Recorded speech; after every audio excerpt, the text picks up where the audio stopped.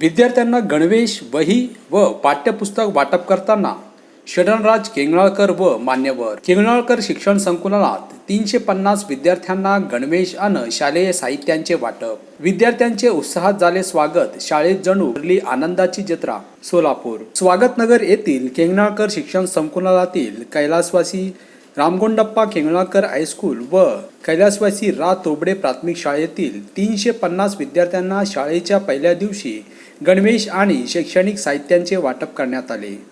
ढोल ताशांच्या गजरात फुले उधळून विद्यार्थ्यांचा स्वागत झाले. प्रारंभी संस्थेचे अध्यक्ष शरणराज केंगणाळकर व मुख्याध्यापक विद्यानंद स्वामी यांनी गुलाब पुष्प देऊन आणि महिला पालक शिक्षकांनी विद्यार्थ्यांचे औक्षण करून ढोल ताशाच्या गजरात विद्यार्थ्यांचे स्वागत केले. यावेळी संपूर्ण शाळा पताके, फुगे व सेल्फी पॉइंट करून सजवण्यात आली होती. त्यामुळे शाळेत जणू आनंदाची आणि उत्साहाची जत्रा भरल्याचे वातावरण दिसत होते.